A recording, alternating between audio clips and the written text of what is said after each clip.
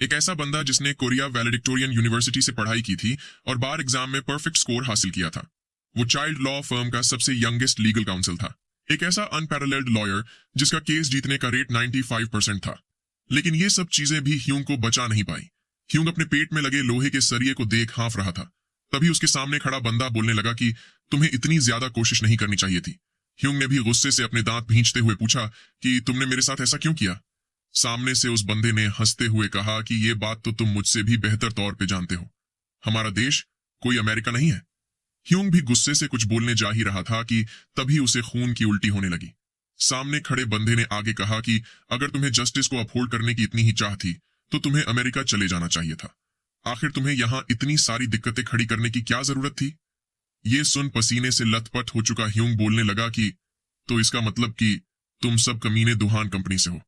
उस बंदे ने भी सीरियस एक्सप्रेशन के साथ कहा कि तुम्हें प्रेसिडेंट के कजन को दुहान कंपनी में अकेला छोड़ देना चाहिए था। आखिर तुमने बाकियों की तरह उस केस को अवॉइड क्यों नहीं किया। ऐसी बेवकूफी करने की तुम्हें यही सजा मिलती है। ये सुन ह्यूंग ने पूछा कि आखिर इस केस में नेशनल इंटेलिजेंस सर्विस इन्वॉल्व क्यों हो रही है। क्या तुम्हारा काम इस देश को प्रोटेक्ट करने का नहीं है। उस बंदे ने ह्यूंग की ओर बढ़ते हुए बताया कि लगता है तुम्हें कोई बड़ी गलत फहमी हो गई है। हमारा काम इस देश को बचाने का नहीं है, बल्कि हमारा काम इस देश के प्रेसिडेंट को बचाने का है। इतना बोल उसने ह्यूंग के पेट में लगा वो सरिया खींच लिया। ह्यूंग भी अब अपने होश खोने लगा था। फिर उस बंदे ने अपने साथियों से उस जगह को क्लीन अप करने को बोला। साथी भी उसकी बात मान एक बड़ा सा ड्रम ले आए। उन्होंने ह्यूंग को उस ड्रम के अंदर डाल दिया और फिर उसमें पत्थर डालने लगे और ऐसे ही ह्यूंग खत्म हो गया। इसके बाद हमें योमरा का महल दिखाया जाता है। योमरा कोरियन यमराज होते हैं। अपने सिंहासन पे बैठे योमरा ने ह्यूंग की आत्मा देख पूछा कि तो इसका मतलब कि ये अपने वक्त से पहले ही यहाँ आ चुका है, राइट। उसके सामने खड़े बंदे ने भी पूछा कि तो अब हमें क्या करना चाहिए एम्परर योमरा। योमरा ने थोड़ा परेशान होते हुए कहा कि मरते वक्त इसे पूरी तरह से खून में बदल दिया गया था। अब तो इसकी बॉडी भी नहीं बची। ये थोड़ी दिक्कत की बात है। न सिर्फ इसकी मौत अनएक्सपेक्टेड थी, बल्कि ये एक ऐसा इंसान है जिसे मरना नहीं चाहिए था। हमने इसे पृथ्वी पे इसलिए भेजा था क्योंकि वहां करप्शन एकदम टॉप पे पहुंच गया था। ये सुन सामने खड़े बंदे ने भी उनकी बात से अग्री करते हुए कहा कि अगर ये ऐसे ही हमारे पास यहाँ आ गया तो काफी मुश्किल हो जाएगी। योमरा ने बताया कि हाँ मैं जानता हूं, इसलिए ही मैंने कहा कि ये एक दिक्कत की बात है। तो अब इस आत्मा के साथ क्या किया जाए। चूंकि अब बात यहां तक पहुंच चुकी है तो हमारे पास भी एक्सपीडिएंट सोल्यूशन यूज करने के अलावा और कोई चॉइस नहीं है। ये सुन सामने खड़े मिनिस्टर्स हैरान होकर पूछने लगे कि क्या आप इसे रिग्रेस करने के बारे में सोच रहे हैं। लेकिन ये तो कुछ ज्यादा ही हो जाएगा। बाकी के गॉड्स को ये चीज बिल्कुल भी पसंद नहीं आएगी। योमरा ने कहा कि मैं इसके कॉन्सिक्वेंसेस का सामना करने के लिए तैयार हूं। सामने से उस बंदे ने बताया कि लेकिन अगर आपने इसे रिग्रेस कर भी दिया तो भी इसकी कुछ ज्यादा मदद नहीं होगी। योमरा ने कहा कि हाँ मैं जानता हूं, इसलिए मुझे इसे कुछ पावर भी देनी पड़ेगी ताकि ये खुद को प्रोटेक्ट कर पाए। इतना बोल योमरा ने अपने हाथ से कुछ एनर्जी निकालकर ह्यूंग की आत्मा को जाने के लिए बोला। इससे ह्यूंग की आत्मा तुरंत ही आसमान में उड़ गई। पीछे से योमरा बोलने लगा कि इस बार तुम सरवाइव करके ही रहोगे। तभी सीन किसी घर पे शिफ्ट होता है। ह्यूंग चौंकते हुए नींद से उठ बैठा, लेकिन खड़े होते ही उसका सिर ऊपर लगी लकड़ी से टकरा गया। इससे ह्यूंग दर्द के मारे कांपने लगा। तभी किसी ने उसे पूछा कि क्या तुम पागल हो। ह्यूंग भी एक उल्टा सिर लटका रही लड़की को देख डर के मारे चिल्लाने लगा। सामने से उस लड़की ने उसे गधा बुलाते हुए चुप होने को बोला। ये उसकी बड़ी बहन यूना होती है जिसकी उम्र 17 साल है। यूना ऊपर के बेड से अपना सिर लटकाकर बता रही थी कि हमें ये बंक लिए हुए 1 महीने से भी ज्यादा हो चुका है। क्या तुम्हें अभी भी इसकी आदत नहीं लगी। मैं इस बात से सरप्राइज्ड हूं कि इतनी बार टकराने के बाद भी तुम्हारा सिर अभी तक ठीक कैसे है। वहीं ह्यूंग जो कि अपनी 15 साल की उम्र में वापस आ चुका था, वो अपनी बड़ी बहन को देख चौंकते हुए पूछने लगा कि क्या तुम अभी भी जिंदा हो। ये सुन यूना मुंह बनाकर बोलने लगी कि मुझे तुम्हें ये बताते हुए काफी अफसोस हो रहा है कि मैं अभी भी 17 साल की उम्र के बाद एकदम हेल्थी और जिंदा हूं। तुम्हारी मेरे मरने के बारे में सोचने की हिम्मत भी कैसे हुई। वहीं ह्यूंग 17 साल की बात सुन चौंक गया। ये देख उसकी बहन उसे गधा बुलाकर पूछने लगी कि क्या तुम्हें बेसिक मैथ्स नहीं आती। अब अपना दिमाग ठीक करके जल्दी से सो जाओ। ह्यूंग भी उसकी बात सुन वापस लेट गया। वो अपना मर्डर वाला सीन याद कर सोचने लगा कि क्या वो सिर्फ एक सपना ही था, लेकिन वो तो बहुत ही ज्यादा रियलिस्टिक था। आखिर यहाँ चल क्या रहा है। ऐसे ही सुबह हो जाती है। यूना चिल्लाते हुए बोल रही थी कि मैं लेट हो रही हूँ, ह्यूंग जल्दी से बाहर निकल। ये देख उसकी माँ ने कहा कि कम से कम नाश्ता तो करती जाओ। लेकिन यूना ने टोस्टर से एक ब्रेड लेते हुए कहा कि मेरे लिए इतना ही काफी है। इतना बोल वो ह्यूंग के साथ स्कूल के लिए निकल गई। ह्यूंग को धीरे चलता देख यूना ने उसे स्लोपोक बुलाते हुए कहा कि अबे जल्दी करो, अगर तुम लेट हो गए तो इसकी जिम्मेदारी मैं नहीं लेने वाली, समझे? लेकिन पीछे चल रहा ह्यूंग कुछ अलग ही विचारों में खोया हुआ था। वो खुद को देख सोचने लगा कि मेरे हाथ छोटे हो गए हैं और मैंने नेम टैग वाली यूनिफॉर्म पहन रखी है। मैं फिर से मिडिल स्कूलर बन चुका हूं। ऐसा लग रहा है मानो मेरा दिमाग घूम गया हो। आखिर यहाँ चल क्या रहा है? और सबसे जरूरी बात यह कि मेरी बहन अभी भी जिंदा है। मुझे याद है कि मेरी बहन की जिंदगी उतनी भी अच्छी नहीं थी। उसने एक ऐसे लड़के से शादी की थी जिसे वो हाई स्कूल में मिली थी, लेकिन वो लड़का किसी भी एंगल से बेस्ट हस्बैंड मटेरियल नहीं था। उनके 2 बच्चे हुए, लेकिन उन्होंने बाद में डिवोर्स ले लिया और उसने अपने दोनों बेटों को भी एक्सीडेंट में खो दिया। फिर वो सब कुछ पीछे छोड़ खुद से ही शांत लाइफ जीने के लिए जापान मूव कर गई, लेकिन आखिर में वहां पर भी सुनामी आ गई और हमें उसकी बॉडी तक नहीं मिली। और अभी वही सिस्टर मेरे सामने जिंदा खड़ी है। तभी कुछ याद करके वो चौंक गया। उसने मन ही मन कहा कि अगर मुझे अच्छे से याद है तो यूना उस लड़के से इसी वक्त के अराउंड मिली थी। वो लड़का एक सो कॉल्ड बुली था जो कि स्पोर्ट्स और फाइटिंग में अच्छा था और साथ ही दिखने में भी हैंडसम था। उसी कमीने ने मेरी बहन की जिंदगी खराब की थी और उसकी वजह से ही मेरी बहन मौत के मुंह में चली गई। मुझे नहीं पता कि ये हकीकत है या सिर्फ एक सपना, लेकिन मुझे उस लड़के को अपनी खुद की आंखों से चेक करना होगा। इतना सोच वो भागकर कहीं जाने लगा। पीछे से उसकी बहन भी चिल्लाते हुए पूछ रही थी कि तुम कहां जा रहे हो? लेकिन ह्यूंग उसकी बात इग्नोर कर किसी जगह पे पहुंचकर बोलने लगा कि मुझे यकीन है कि वो यहीं कहीं था। आखिर वो है किधर? तभी उसे किसी की आवाज सुनाई दी, जो कि माफी मांगते हुए बोल रहा था कि मेरे पास कोई पैसे नहीं है, प्लीज मुझे जाने दो। ह्यूंग भी दीवार के पीछे छिपा उसे देखने लगा। वहां पर कुछ लोग एक लड़के को बुली कर उससे पैसे मांग रहे थे। वहीं एक और लड़का अपना फोन चलाते हुए उन्हें जल्दी करने को बोल रहा था। ये वही लड़का था जिसे ह्यूंग ढूंढ रहा था। इसका नाम है जो ह्यूक। उसे देख ह्यूंग ने एक्साइटेड होकर सोचा कि अगर ये वाकई में हकीकत है तो यही मेरा चांस है। वहीं वो बुली हो रहा लड़का अभी भी बोल रहा था कि मेरे पास बिल्कुल भी पैसे नहीं है। ये सुन वो बुलीज उसे और भी ज्यादा पीटने लगे। फिर जो ह्यूक ने उसके पास जाकर पूछा कि अबे क्या तू वाकई में पागल हो गया है? उस लड़के ने तुरंत ही माफी मांगते हुए कहा कि प्लीज मुझे अब की बार माफ कर दो, मेरे पास अभी कोई पैसे नहीं है। सामने से जो ह्यूक ने कहा कि लंच से पहले मेरे पास $50 ले आना, अगर तुमने ये नहीं किया तो मैं तुम्हें वाकई में मार डालूंगा, समझे क्या? उसकी बात सुन उस बुली हो रहे लड़के ने बताया कि मेरे पास वाकई में अभी कोई पैसे नहीं है, मैं प्रॉमिस करता हूं कि मैं अगले दिन पैसे ले आऊंगा। ये सुन वो लोग उसे फिर से पीटने लगे। वहीं दीवार के पीछे छिपा ह्यूंग उन्हें कमीना बोलते हुए सोच रहा था कि ऐसे तो ये लोग उस लड़के को वाकई में मार डालेंगे। जो ह्यूग तू वाकई में एक बहुत बड़ा कमीना है। वहीं उस बुली हो रहे लड़के का नेम टैग भी जमीन पे पड़ा हुआ था। इसके बाद हमें शाम के वक्त ह्यूंग के घर का सीन दिखाया जाता है। ह्यूंग गहरी सांस छोड़ते हुए सोच रहा था कि अब मैं क्या करूं? मैं इसे ऐसे ही नहीं छोड़ सकता। क्या मैं वाकई में कुछ नहीं कर सकता? इतना बोल वो एक कागज पे सब कुछ लिखने लगा।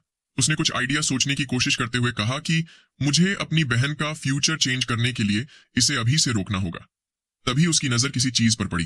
वो पास ही डस्टबिन में पड़े कागज को देख सोचने लगा कि आखिर ये लाल कलर की क्रिंजी चीज क्या है। इतना सोच उसने उस कागज को उठाकर पढ़ा तो ये किसी के द्वारा उसकी बहन को लिखा गया लव लेटर था। ये देख ह्यूंग भी शातिर मुस्कान के साथ हंसकर सोचने लगा कि लगता है कोई लड़का वाकई में यूना को लेकर सीरियस है। अब ये बेचारा कमीना कौन है जो खुद की बलि देने के लिए इतना डिटरमिन्ड है? तभी उसे वो लेटर लिखने वाले बंदे का नाम दिखाई दिया। वो पार्क सियोक नाम देख सोच में पड़ गया। उसे याद आया कि उस बुली हो रहे लड़के के नेम टैग पे भी यही नाम था। तभी कुछ याद करके वो और भी सरप्राइज्ड हो गया। उसने उस बुली हो रहे लड़के को याद कर सोचा कि तभी मुझे वो लड़का कुछ जाना पहचाना सा लग रहा था। फिर वो अपनी प्रोफेशनल जिंदगी के एक प्रोसिक्यूटर को याद कर मन ही मन बोलने लगा कि उसका नाम था पार्क सियोक, जिसे स्कूल वायलेंस का ग्रिम रीपर कहा जाता था। मुझे और उसे साथ मिलाकर शील्ड और स्पीयर कहा जाता था। वो एक ऐसा प्रोसिक्यूटर था जो स्कूल वायलेंस के मामले में बिल्कुल भी दया नहीं दिखाता था। मैंने सुना है कि उसने आखिर में उन बंदों को भी जेल भिजवा दिया था जिसने उसे स्कूल के वक्त बुली किया था। मुझे इस बारे में और गहराई से पता लगाना होगा। फिर हमें अगले दिन स्कूल का सीन दिखाया जाता है। जो ह्यूक और उसकी गैंग फिर से पार्क सियोक को पिट रहे थे क्योंकि वो पैसे नहीं लाया था। सामने से पार्क सियोक ने उन्हें यह सब बंद करने को बोला। ये सुन जो ह्यूक ने गुस्से के मारे उसके बाल पकड़ लिए। वहीं दीवार के पीछे कैमरा लेकर खड़ा ह्यूंग मन ही मन बोल रहा था कि मैंने सोचा नहीं था कि मेरे डैड की हॉबी मुझे इस तरह से काम आएगी, लेकिन उन्हें तो अब तक ये भी पता नहीं होगा कि उनके पास भी एक कैमरा है। इतना सोच उसने अपना कैमरा बंद कर कहा कि प्रेप वर्क के लिए इतना काफी रहेगा। अब मेरा काम शुरू करने का वक्त आ गया है। अब शुरू होगा मेरा अपनी बहन की बिगड़ी हुई जिंदगी को फिक्स करने का प्रोजेक्ट। इसके बाद सीन किसी बिजी एरिया पे शिफ्ट होता है जहां काफी सारे कोचिंग सेंटर के बोर्ड्स लगे हुए थे। ये एक कॉम्पिटिटिव एग्जाम का कोचिंग सेंटर था पार्क सियोक वहां से बाहर निकलते हुए बोल रहा था कि मुझे नहीं पता कि अगले दिन वो लोग मुझे कितना पिटेंगे। मैं वाकई में स्कूल जाना नहीं चाहता। तभी किसी ने उसके सामने आकर कहा कि मुझे तुमसे मिलकर खुशी हुई। सियोक भी ये सुन कंफ्यूज हो गया। सामने से ह्यूंग ने मुस्कुराते हुए पूछा कि तुम पार्क सियोक हो, राइट? सियोक ने उसे हाँ में जवाब देकर पूछा कि लेकिन तुम कौन हो, तुम्हें मुझसे क्या काम है?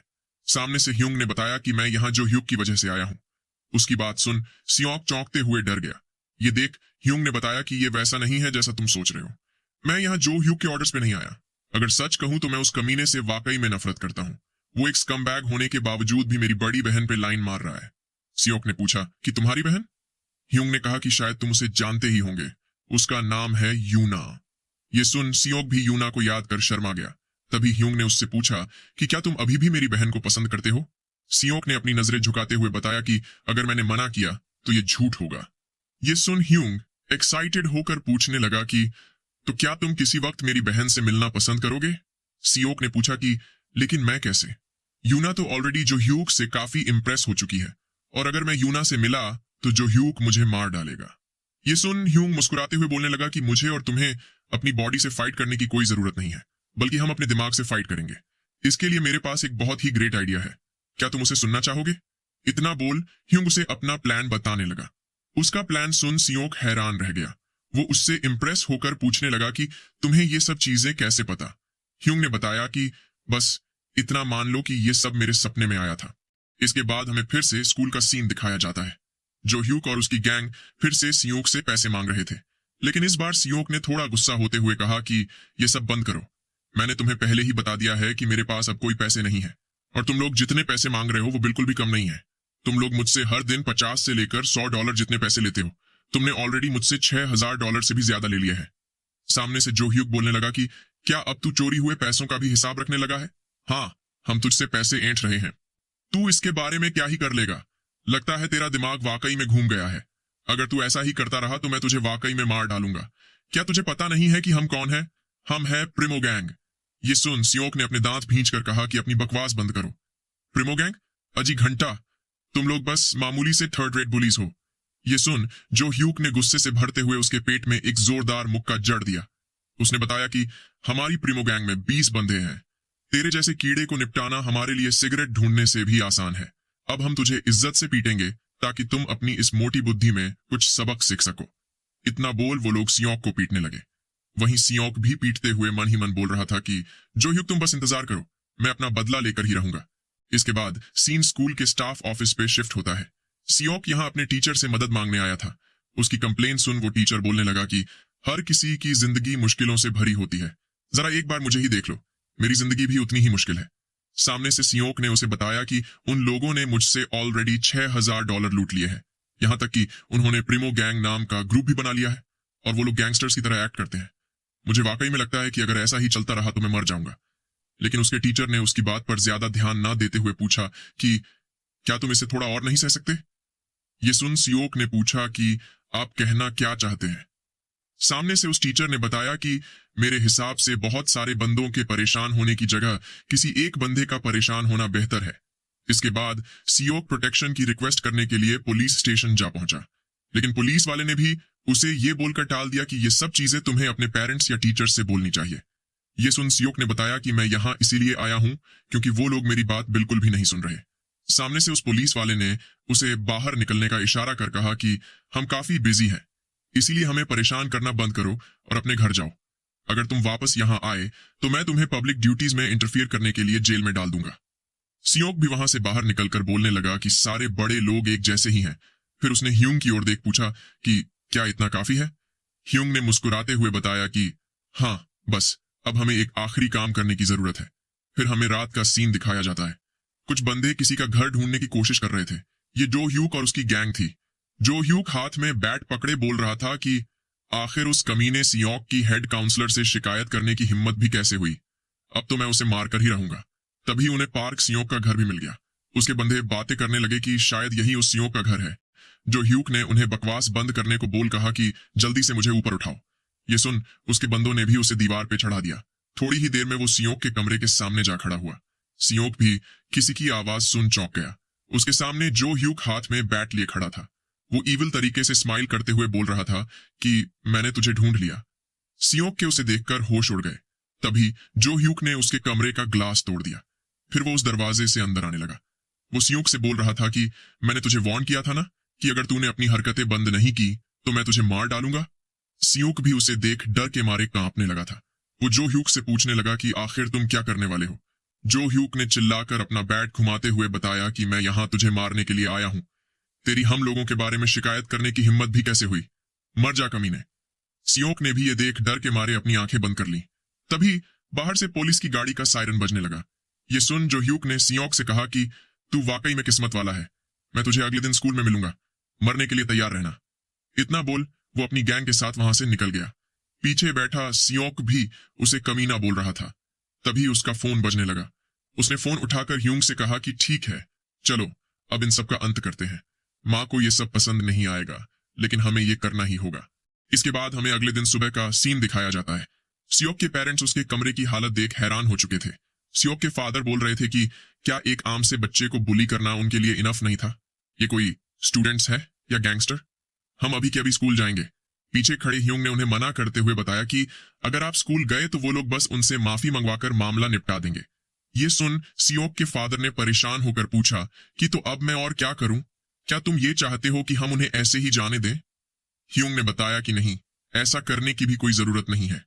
सियोक और मैंने इसके लिए कुछ प्रिपरेशंस करके रखी है क्योंकि हमें लगा ही था कि ऐसा कुछ होगा। ये सुन सियोक के फादर ने पूछा कि कैसी प्रिपरेशंस? ह्यूंग ने बताया कि हम उन बंदों को हेल से भी बदतर एक्सपीरियंस दिलवाएंगे। इसके बाद हमें सुप्रीम प्रोसिक्यूटर्स ऑफिस का सीन दिखाया जाता है। वहां बैठे बंदे ने उनसे पूछा कि तुम लोगों को क्या काम है। सियोक के फादर ने उसे बताया कि हम एक कंप्लेंट फाइल करवाना चाहते हैं। ये सुन सामने से उस बंदे ने बताया कि ये तो तुम लोग पुलिस स्टेशन पे भी कर सकते हो। तभी ह्यूंग ने कहा कि हाँ हमें पता है, लेकिन हम प्रोसिक्यूटर की ऑफिस पे डायरेक्टली भी कंप्लेंट फाइल कर सकते हैं। ये सुन उस बंदे ने गहरी सांस लेते हुए पूछा कि तुम लोगों को क्या चाहिए? ये बच्चे कौन है? क्या तुम लोग यहाँ बच्चों की फाइटिंग को लेकर कंप्लेंट फाइल करवाने आए हो? ये कोई किंडरगार्टन नहीं है। तभी सामने से ह्यूंग ने बोलना शुरू किया कि habitual special extortion, special intimidation, habitual special violence, residence trespassing और डैमेज ऑफ पर्सनल प्रॉपर्टी। उसकी बातें सुन उस बंदे का मुंह खुला का खुला रह गया। फिर ह्यूंग ने उसकी तरफ एक पैकेज बढ़ा दिया। उसने उसमें से कुछ फोटोज और पेन ड्राइव निकालकर देते हुए बताया कि ये इस केस से जुड़े कुछ सबूत है, और साथ ही एक और चीज।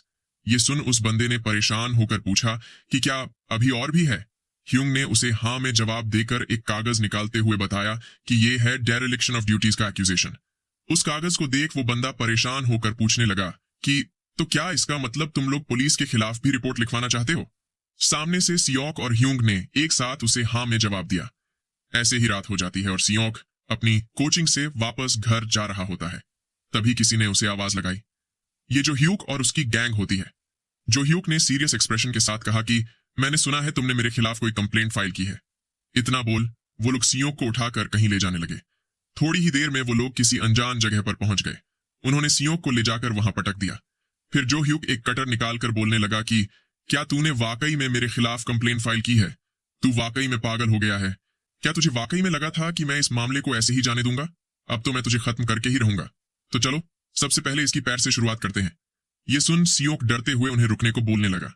तभी किसी ने जो ह्यूग के मुंह पर टॉर्च मार के उसे आवाज लगाई। ये पुलिस वाले होते हैं। वो जो ह्यूग पे अपनी टीजर गन ताने बोल रहे थे कि अभी के अभी रुक जाओ वरना हम तुम्हें शूट कर देंगे। तुरंत ही अपना हथियार नीचे फेंको। जो ह्यूग भी पुलिस को देख हैरान रह गया। उसे समझ नहीं आ रहा था कि आखिर उन लोगों को इस बारे में कैसे पता चला। तभी सामने से सियोक ने हंसते हुए उसे अपना फोन दिखाकर कहा कि ऐसा इसकी वजह से हुआ है। दरअसल उसने पहले से ही इमरजेंसी नंबर पे कॉल मिला दिया था। ये देख जो ह्यूग गुस्से से उसे गाली देने लगा। सियोक ने आगे बताया कि मैंने शुरुआत से ही 119 पे कॉल मिला दिया था, और तुम्हें तो पता ही होगा कि 119 हर कॉल को रिकॉर्ड करता है, राइट? तुम्हें जितनी गालियां देनी हो उतनी दो। अगर तुम्हारी जगह मैं होता तो मैं भी गालियां देता। इसके बाद हमें वापस से प्रोसिक्यूटर की ऑफिस का सीन दिखाया जाता है। वहां पर किसी डिवाइस में रिकॉर्डिंग चल रही थी जिसमें सियोक अपने टीचर से जो ह्यूग से बचाने के लिए मदद मांग रहा था। ह्यूग ने रिकॉर्डिंग सुन रहे उस प्रोसिक्यूटर बंदे को बताया कि मैं एक मदद मांग रहे स्टूडेंट की रिक्वेस्ट ना मानने के लिए डेरेलिक्शन ऑफ ड्यूटीज और उन बंदों के गुनाहों को नजरअंदाज करने के लिए एक्सेसरी टू रॉबरी की कंप्लेन करना चाहता हूं। ये काफी सीरियस ऑफेंसेस है। उसकी बात सुन उस बंदे ने भी पूछा कि तो अब तुम क्या चाहते हो? तभी ह्यूग का फोन बजने लगा। उसने फोन पे कुछ इन्फॉर्मेशन पाकर उस बंदे को बताया कि जो ह्यूग को अटेम्प्टेड मर्डर के आरोप में अरेस्ट कर लिया गया है, उसे पास ही के पहाड़ों पे सियोक को मारने की कोशिश करते हुए पुलिस के द्वारा पकड़ लिया गया है। ये सुन उस प्रोसिक्यूटर ने अपने सिर पे हाथ रख लिया। ह्यूंग ने उससे पूछा कि अब तुम क्या करोगे। सामने से उस बंदे ने बताया कि मैं जो तुम चाहो वही करूंगा। ये सुन ह्यूंग ने बोलना शुरू किया कि सबसे पहले तो मैं ये चाहता हूं कि तुम सच बोलो। दूसरा, मैं ये चाहता हूं कि तुम उन बंदों के सारे विक्टिम्स को इकट्ठा करो और हर किसी को कंप्लेन फाइल करने में मदद करो। उस प्रोसिक्यूटर ने भी ह्यूंग की बात मान ली। फिर हमें अगले दिन का सीन दिखाया जाता है। किसी कैफे में बैठा ह्यूंग सियोक से इंप्रेस होकर पूछ रहा था कि क्या तुमने चश्मे पहनना छोड़ दिया। सियोक ने उसे हाँ में जवाब देकर बताया कि अब जबकि वो खो ही गए हैं तो मैंने डिसाइड कर लिया है कि मैं कॉन्टैक्ट्स पहनूंगा। वैसे भी चश्मे बहुत अनोइंग होते हैं। वैसे अब जो ह्यूग के साथ क्या होगा। ह्यूंग ने बताया कि शायद उसे कम से कम 10 साल की जेल तो होंगी ही। ये सुन सियोक हैरान होकर पूछने लगा कि क्या वाकई में। ह्यूंग ने उसे बताया कि जब कोई हमारी तरह एग्जैक्ट क्रिमिनल ऑफेंसेस की लिस्ट बनाकर कंप्लेंट करता है तो पुलिस को हर ऑफेंस के लिए स्पेशल इन्वेस्टिगेशन करनी पड़ती है, और जब ऐसा होता है तो आरोपी के लिए बचना और भी मुश्किल हो जाता है क्योंकि उसे फेलनी की तरह कैटेगराइज किया जाता है। उसकी सजा 10 साल से भी ज्यादा हो सकती है। वो कम से कम 20 साल तो होना ही चाहिए क्योंकि हमने हर क्राइम के लिए अलग से कंप्लेंट फाइल की है। मान लो कि अगर उसके 50 विक्टिम्स हैं और अगर हर विक्टिम को एक सेपरेट ऑफेंस के तौर पे कंसिडर किया जाए तो उन सब के कंप्लेंट फाइल करने पर अगर हर किसी का 4 महीने गिना जाए तो भी उसकी सजा 200 महीने होंगी। हालांकि हकीकत में कोर्ट उन केसेस को ग्रुप अप करके सजा सुनाती है, इसलिए सजा उतनी भी एक्सट्रीम नहीं होंगी, लेकिन फिर भी इससे उसे मिलने वाली सजा तो बढ़ ही जाएगी और ऊपर से कॉम्पेंसेशन का मामला तो पूरा अलग ही है। ये सुन सियोक ने पूछा कि क्या तुम शुरू से ही स्कूल और टीचर सबको टारगेट कर रहे थे। ह्यूंग ने उसे हाँ में जवाब देकर बताया कि मैंने वही ट्रिक्स यूज की है जिसे मैंने किसी से सीखा था। सामने से सियोक ने पूछा कि भला वो कौन है। ह्यूंग ने मुस्कुराकर बताया कि है कोई। इतना बोल वो कंफ्यूज बैठे सियोक को देख मन ही मन बोलने लगा कि कौन से तुम्हारा क्या मतलब, ये सब मैंने तुमसे ही सीखा है स्कूल वायलेंस के ग्रिम रीपर। तभी वहां पर कोई और भी आ पहुंचा। ये यूना होती है। सियोक यूना को देख शर्मा गया। ह्यूंग अपनी बहन को देख पूछने लगा कि तुमने इतना लेट क्यों किया। सामने से यूना ने गुस्सा होकर पूछा कि तेरे जैसा बिना पैसों वाला बंदा इतनी महंगी आइसक्रीम क्यों खा रहा है। ये सुन ह्यूंग रोने का नाटक कर बोलने लगा कि तो दे दो ना थोड़े पैसे। तभी सियोक ने भी खड़े होते हुए यूना को ग्रीट किया। उसे देख यूना ने पूछा कि तुम कौन हो। ह्यूंग ने उसका इंट्रोडक्शन देते हुए बताया कि ये सियोक है, ये तुम्हारी ही स्कूल में है। उसने कहा था कि वो तुम्हारी स्कूल में क्लास में टॉप करता है। क्या तुम इसे नहीं जानती। ये मुझे रिसेंटली पढ़ाई करने में मदद कर रहा है। ये सुन यूना ने भी सियोक से इंप्रेस होते हुए उसे खुद का इंट्रोडक्शन देकर ग्रीट किया। सियोक ने भी उसे ग्रीट किया। थोड़ी देर बाद ह्यूंग कैफे से बाहर निकलकर अपनी बहन को हंसते हुए देख बोलने लगा कि मैं यही देखना चाहता हूँ। मेरा अपनी बहन की बिगड़ी हुई जिंदगी फिक्स करने का प्रोजेक्ट सक्सेसफुल रहा। गुड लक सियोक और यूना। ऐसे ही रात हो जाती है और हमें ह्यूंग के घर का सीन दिखाया जाता है। वहां कमरे में यूना काफी मेहनत से कुछ ढूंढ रही होती है, लेकिन उसे वो चीज नहीं मिल रही थी। तभी ह्यूंग ने पूछा कि क्या तुमने अपनी लिटरेचर स्टडी गाइड को चेक किया।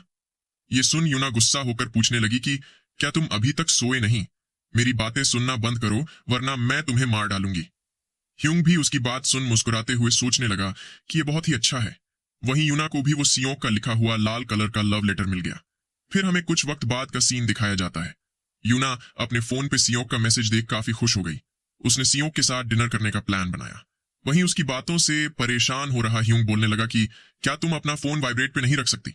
यूना ने उसे मना करते हुए पूछा कि अगर मैंने कोई मैसेज मिस कर दिया तो क्या उसकी जिम्मेदारी तुम लोगे। ह्यूंग भी अपनी बहन का फ्यूचर बदलकर काफी खुश था। अब उसने ये भी एक्सेप्ट कर लिया था कि ये कोई सपना नहीं है। तभी उनकी मां ने उन्हें खाना खाने के लिए बुलाया। थोड़ी देर बाद वो भी खाना खाने पहुंच गए।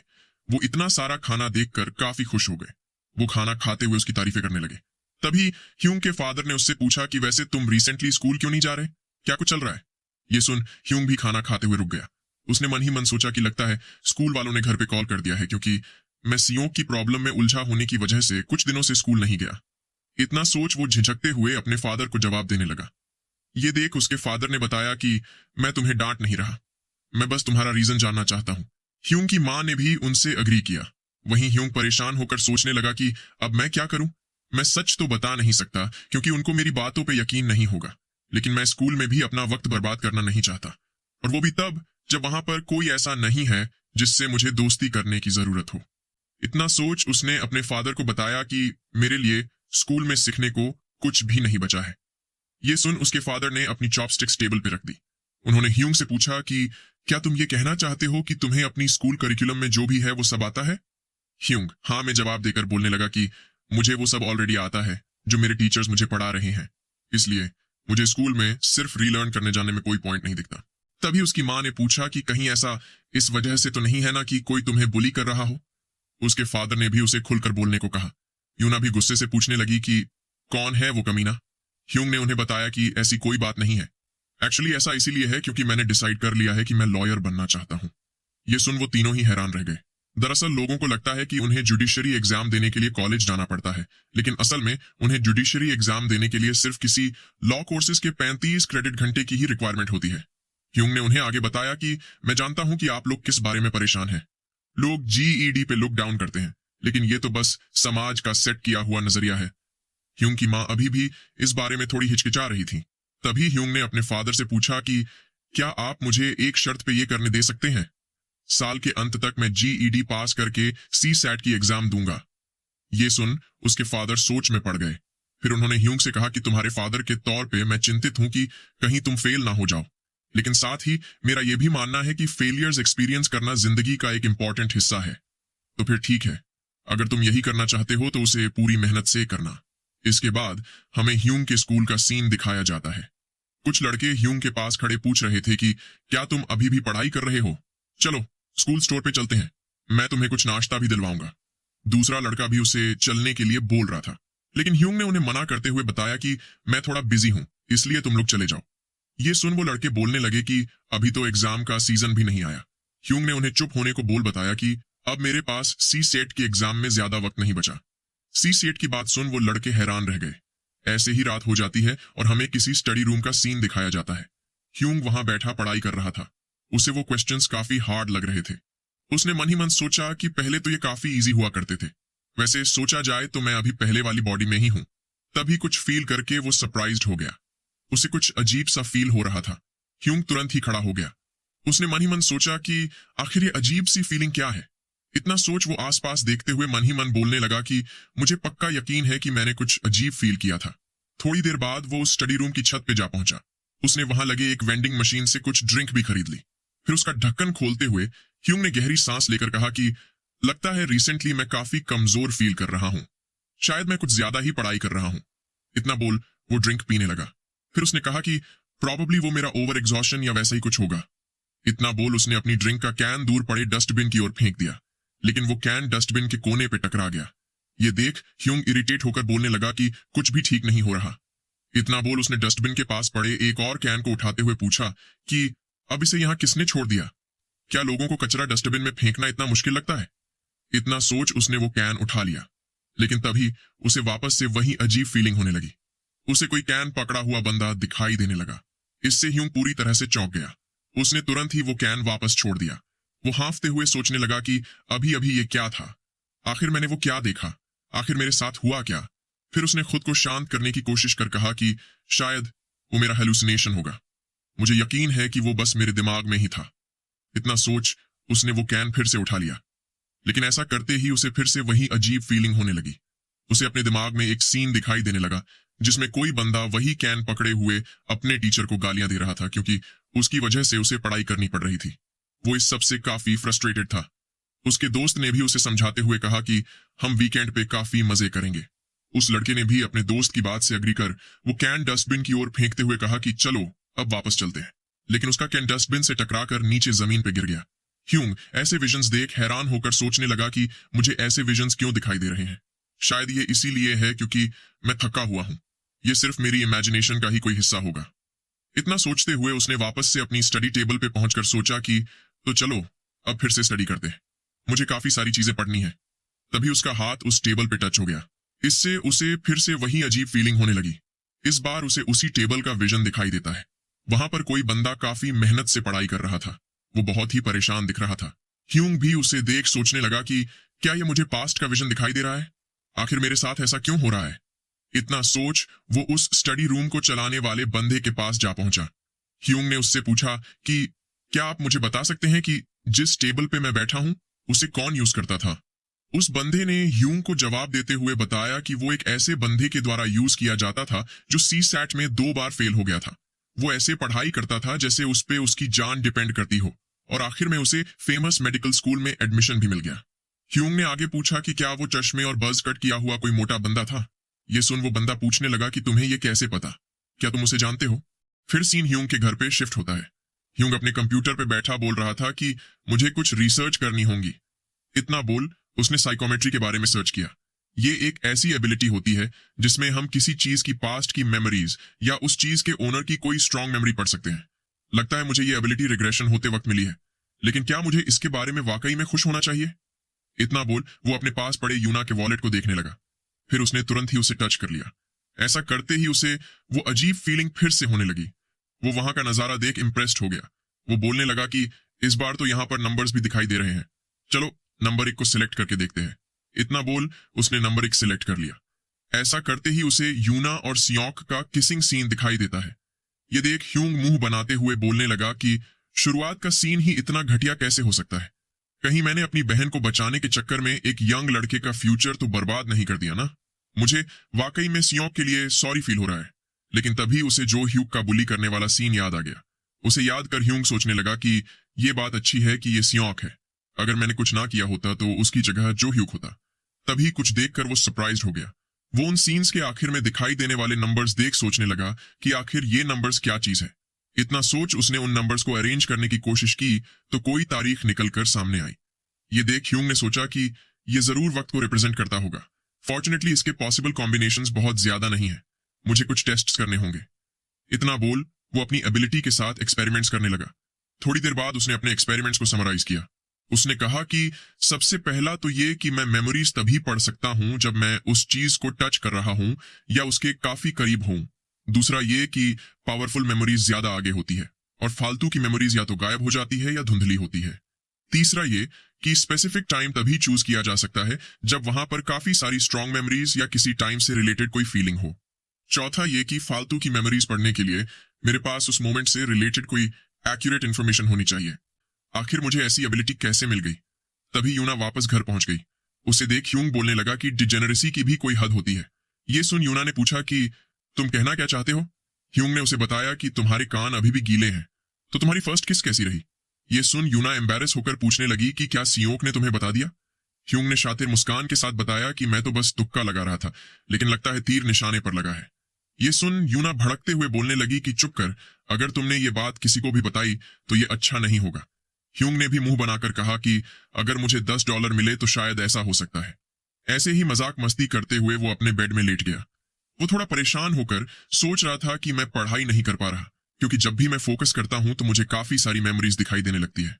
तो क्या इसका मतलब ये हुआ कि ये एबिलिटी फोकस करने से एक्टिवेट होती है। क्या मुझे इसके एक्सपेरिमेंट्स करने चाहिए। इसके बाद हमें ह्यूंग की स्कूल का सीन दिखाया जाता है। वहां खड़ा एक टीचर स्टूडेंट्स को एग्जाम खत्म होने पर कंग्रेचुलेट कर रहा था। स्टूडेंट्स ने भी एग्जाम खत्म होने पर चैन की सांस ली। वहीं ह्यूंग अपने डेस्क को टच करके फोकस करने की कोशिश कर रहा था। ऐसा करते ही उसे काफी सारे मैथ्स के फॉर्मूलाज दिखाई देने लगे। ये देख उसने मुस्कुराते हुए सोचा कि तो इसका मतलब मैं इसे ऐसे भी यूज कर सकता हूँ। ये तो मैंने जितना सोचा था उससे भी ज्यादा यूजफुल होगा। तभी किसी ने उसे आवाज लगाई। उसके क्लासमेट्स उसे बता रहे थे कि एक मेपल टेल्स नाम की गेम ट्रेंड में चल रही है। क्या तुम हमारे साथ उसे खेलने आना चाहोगे। मैंने सुना है कि वो काफी मजेदार है। ह्यूंग ने भी सोचा कि चूंकि अब मेरी एबिलिटी की वजह से पढ़ाई आसान हो चुकी है तो शायद मुझे भी थोड़ा मजा कर लेना चाहिए। इतना सोच उसने उन लड़कों के साथ जाने के लिए अग्री कर लिया। तभी उसके आगे की डेस्क पे बैठे किसी का पाउच गिर गया। ह्यूंग ने भी वो पाउच उठाने के लिए अपना हाथ बढ़ा दिया। उसने वो पाउच उस म्योंग नाम की लड़की की ओर वापस बढ़ा दिया। म्योंग ने भी पाउच लेते हुए ह्यूंग को थैंक यू बोला। ह्यूंग ने कहा कि थैंक यू की कोई जरूरत नहीं है। तभी म्योंग के उस पाउच को टच करने से उसे वापस से वही अजीब फीलिंग होने लगी। वहां पर उसने कुछ ऐसा देखा जिससे वो काफी परेशान हो गया। वहीं म्योंग उसे पूछ रही थी कि क्या तुम पाउच छोड़ सकते हो। ह्यूंग ने भी ये सुन अपने विचारों से बाहर आते हुए उसे छोड़ दिया। फिर म्योंग ह्यूंग को ग्रीट कर वहां से निकल गई। वहीं पीछे खड़ा ह्यूंग सोचने लगा कि अभी अभी वो क्या था। मुझे इस बात को वेरीफाई करना ही होगा। इतना सोच उसने अपने उन क्लासमेट से माफी मांगकर बताया कि मुझे अभी कुछ जरूरी काम आ गया है। ये सुन उनमें से एक लड़का बोलने लगा कि तुम फिर से स्टडी करने जा रहे हो, राइट। दूसरे लड़के ने उसकी बात नकारते हुए कहा कि यह जरूर किसी लड़की का चक्कर है। वहीं ह्यूंग वहां से बाहर निकलकर सोच रहा था कि उसकी लड़की के चक्कर वाली बात पूरी तरह से गलत भी नहीं है। ये कोई ऐसी चीज नहीं है जिसे मैं इग्नोर कर सकूं। इतना सोचते हुए वो क्लब रूम के सामने जा खड़ा हुआ। तभी वहां पर कोई आ गया। एक टीचर उसे देख पूछने लगा कि भला हमारे क्लास का टॉपर यहाँ क्या कर रहा है। ह्यूंग ने भी उसे मिस्टर पार्क बुलाते हुए ग्रीट किया और बताया कि मैं मियोंग का इंतजार कर रहा हूँ, वो 1 घंटे से अंदर ही है। उसकी बात सुन मिस्टर पार्क ने दरवाजा खटखटाते हुए मिस्टर ली को आवाज लगाकर बताया कि ह्यूंग मियोंग का इंतजार कर रहा है। ये सुन मिस्टर ली ने भी दरवाजा खोल दिया। तभी वो ह्यूंग को देख सरप्राइज्ड हो गया। ह्यूंग ने उससे माफी मांगते हुए बताया कि मैंने मियोंग से प्रॉमिस किया था कि मैं उसके साथ कहीं जाऊंगा। अगर हम लेट हुए तो थोड़ी दिक्कत हो जाएगी, इसलिए क्या आप प्लीज मियोंग को जाने दे सकते हैं। मिस्टर ली ने भी हिचकिचाते हुए उसे हाँ में जवाब दिया। फिर उसने आवाज लगाकर मियोंग को बाहर बुलाया। मियोंग भी उसकी बात सुन बाहर आ गई। मिस्टर ली उसे अजीब नजर से घूर रहा था। उसने मियोंग के करीब जाकर पूछा कि क्या ये तुम्हारा बॉयफ्रेंड है, लेकिन इसकी वजह से तुम स्टडीज में लापरवाही बिल्कुल भी मत करना। मियोंग ने भी उसे हाँ में जवाब दिया। तभी मिस्टर ली मियोंग को पकड़कर बोलने लगा कि मैं काफी मेहनत से तुम्हें एक्स्ट्रा क्लास पढ़ा रहा हूँ, राइट। मियोंग भी उसके ऐसा करने से काफी अनकंफर्टेबल फील कर रही थी। वहीं उस मिस्टर ली की हरकतें देख ह्यूंग मन ही मन बोलने लगा कि ये तो वाकई में एक खतरनाक कमीना है।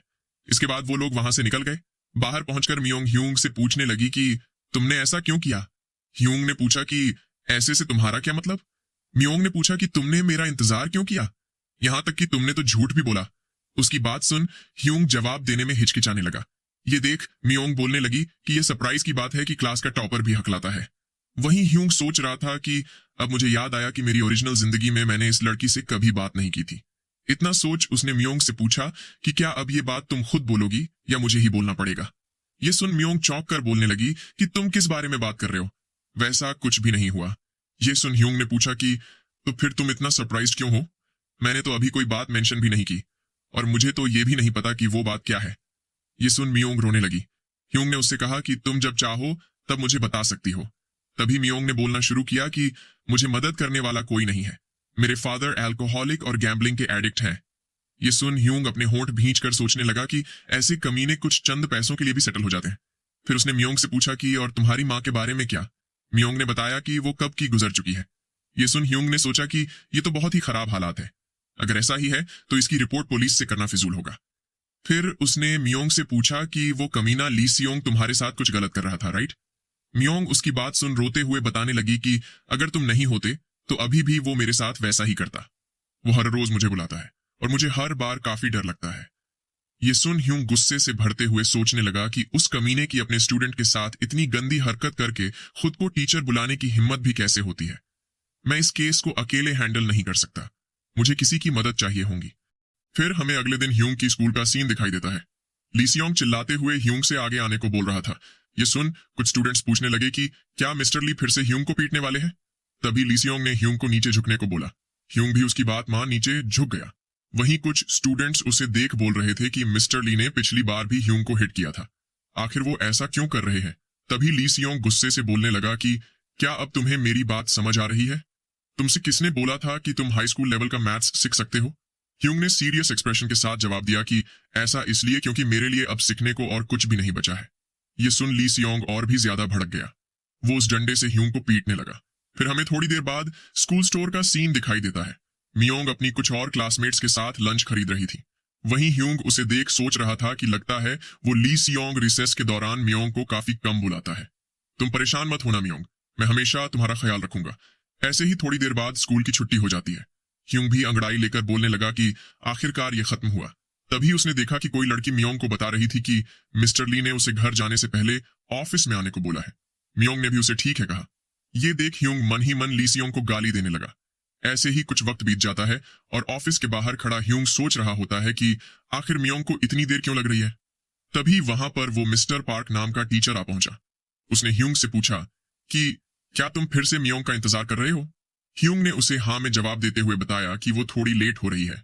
मिस्टर पार्क ने ह्यूंग से कहा कि बहुत ज्यादा लवी डवी भी मत होना, ठीक है। ह्यूंग ने भी हंसते हुए उसकी बात मान ली।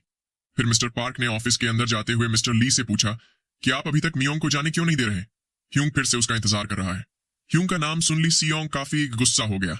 वहीं मिस्टर पार्क उससे बोल रहा था कि अगर ऐसा ही चलता रहा तो ह्यूंग इंतजार करते हुए ही जम जाएगा। ली सियोंग ने भी अपनी जगह से खड़े होकर हंसते हुए कहा कि हमारा बस हो ही गया है, मैं मियोंग को वापस भेजने ही वाला था। इतना बोल वो मियोंग के पास जाकर चिढ़ते हुए पूछने लगा कि क्या तुम उस कमीने के साथ उस तरह के रिलेशनशिप में हो? क्या तुम डेटिंग और वो सब कर रहे हो? थोड़ा बचकर रहना, मैं तुम्हारी हर चीज देख रहा हूं। मियोंग भी उसके ऐसा करने से कांप रही थी। फिर वो वहां से बाहर निकल आई। ह्यूंग ने उससे पूछा कि तुम्हारे लिए यह सहना काफी मुश्किल रहा होगा, राइट? लेकिन तुमने काफी अच्छा किया। चलो अब यहां से चलते हैं। क्या तुम कुछ खाना चाहती हो? मियोंग ने सोचते हुए कहा कि मुझे नहीं पता। ये सुन ह्यूंग ने उसे बताया कि डिलीशियस चीजें खाना तुम्हारे मूड को काफी इंप्रूव कर देगा। वहीं ऊपर खड़ा लीसियोंग उन्हें देख गुस्से से भरा जा रहा था। ह्यूंग ने मियोंग से पूछा कि स्पाइसी खाना कैसा रहेगा। मियोंग ने बताया कि मैं ज्यादा स्पाइसी नहीं खा पाती। ये सुन ह्यूंग बोलने लगा कि मुझ पर यकीन करो, कुछ स्पाइसी खाना स्ट्रेस को काफी हद तक कम कर देता है। फिर हमें अगले दिन वापस से स्कूल का सीन दिखाया जाता है। लीसियोंग फिर से गुस्से से चिल्लाते हुए ह्यूंग को आगे आने को बोल रहा था। वहां बैठे स्टूडेंट्स को भी समझ नहीं आ रहा था कि आखिर लीसियोंग ऐसा क्यों कर रहा है। वहीं लीसियोंग अभी भी इरिटेट होकर ह्यूंग को बाहर बुला रहा था। कुछ लड़के बातें करने लगे कि मैंने सुना है वो ऐसा इसलिए कर रहा है क्योंकि ह्यूंग और मियोंग डेटिंग कर रहे हैं। लेकिन क्या ये कुछ ज्यादा ही नहीं हो रहा? वो अपना गुस्सा सिर्फ ह्यूंग पर ही क्यों निकाल रहा है? तभी ह्यूंग ने लीसियोंग के सामने खड़े होते हुए बताया कि मैं आपके कहे मुताबिक यहाँ आ चुका हूँ। लीसियोंग उसे देख बोलने लगा कि कमीने मुझे घूरना बंद कर। तभी ह्यूंग ने लीसियोंग के हाथ में पकड़े डंडे को देख पूछा कि क्या आप मुझे इससे मारने वाले हैं? ये सुन लीसियोंग हैरान रह गया। तभी ह्यूंग सीरियस एक्सप्रेशन के साथ बोलने लगा कि आपको तो पता ही होगा कि इससे मुझे मारना किसी डेंजरस ऑब्जेक्ट के द्वारा स्पेशल वायलेंस करना कंसिडर किया जाएगा, राइट? मैंने पिछले दिन तो इसे नजरअंदाज कर दिया था, लेकिन मैं इस बार ऐसा नहीं करूंगा। तो अब मैं चलता हूं। इतना बोल ह्यूंग वहां से निकल गया। ये देख लीसियोंग उसे गुस्से से गालियां देने लगा। फिर शाम के वक्त घर जाते हुए मियोंग ह्यूंग से माफी मांगने लगी। ह्यूंग ने उसे बताया कि इसमें तुम्हारी कोई गलती नहीं है, यहाँ पर बुरा बंदा वो लीसियोंग है। मियोंग ने आगे पूछा कि लेकिन तुम अब क्या करोगे? अगर ऐसा ही चलता रहा तो तुम्हारी जिंदगी एक हेल बन जाएगी। ह्यूंग ने कहा कि ये बात तो सच है और तुम्हारे साथ रहने के भी कुछ लिमिटेशंस हैं। इतना बोल उसने मियोंग को देख सोचा कि साथ ही इस बात का भी चांस है कि वो लीसियोंग उसे ग्रेजुएशन हो जाने के बाद भी बुलाए, क्योंकि उसके जैसे बंदे अपने विक्टिम्स को इतना आसानी से नहीं छोड़ते। तभी मियोंग उससे बोलने लगी कि अगर ये मुश्किल लग रहा हो तो तुम इसे छोड़ सकते हो। ह्यूंग ने उससे कहा कि मेरी बात ध्यान से सुनो मियोंग, बात ऐसी नहीं है कि इसका कोई सोल्यूशन नहीं है। ये सुन मियोंग ने पूछा कि तुम्हारे कहने का मतलब क्या है? ह्यूंग ने उसे बताया कि यह मेथड तब तक अच्छी साबित नहीं होगी जब तक तुम इसे आखिर तक करने के लिए तैयार ना हो, लेकिन इसका सोल्यूशन तो है। हालांकि अगर तुम ना चाहो तो इसे करने की कोई जरूरत नहीं है। मियोंग ने उससे माफी मांगकर बताया कि मैं काफी डरी हुई हूं। ये सुन ह्यूंग ने मुस्कुराते हुए कहा कि मैं समझ सकता हूं, तुम्हें माफी मांगने की कोई जरूरत नहीं है। तभी मियोंग ने उससे माफी मांगते हुए बताया कि मुझे नहीं लगता कि इसमें मैं अकेली ही हूं। ये सुन ह्यूंग सरप्राइज्ड हो गया। मियोंग ने आगे बताया कि वो कमीना जब अच्छा फील कर रहा हो तो कुछ बार और लड़कियों का भी नाम लेता है, और ऐसा भी नहीं लगता कि वो बस एक या दो ही लड़कियां हों। ये सुन ह्यूंग हैरान रह गया। वो सोचने लगा कि अगर इसके और विक्टिम्स भी हैं तो ये काफी सीरियस क्राइम हो जाएगा। फिर उसने मियोंग का सिर सहलाते हुए कहा कि ये बात मुझे बताने के लिए थैंक यू। मुझे पता है कि तुम्हारे लिए ये काफी मुश्किल रहा होगा। अब तुम सब कुछ मुझ पर छोड़ दो। इसके बाद हमें कुछ वक्त बाद एक सिंगल मदर्स हाउस दिखाया जाता है। उसके सामने खड़ा ह्यूंग बोल रहा था कि लीसियोंग के कम से कम 4 विक्टिम्स हैं, उनमें से 2 कॉलेज स्टूडेंट्स हैं। इसका मतलब कि वो लीसियोंग उनके कॉलेज स्टूडेंट्स बनते ही इंटरेस्ट खो देता है। ये कमीना वाकई में बहुत ही नीच किस्म का इंसान है। बाकी बचे 2 विक्टिम्स जो कि अब बड़े हो चुके हैं, उनमें से एक यहाँ सिंगल मदर्स फैसिलिटी में रहती है। सेक्सुअल वायलेंस के विक्टिम्स का फ्यूचर में किसी और अब्यूजर्स के साथ मिलने का भी काफी चांस रहता है, क्योंकि उन्हें डेस्परेटली किसी का एक्सेप्टेंस और एक्नॉलेजमेंट चाहिए होता है। उनमें से काफी बिना शादी के सिंगल मदर्स भी बन जाती है।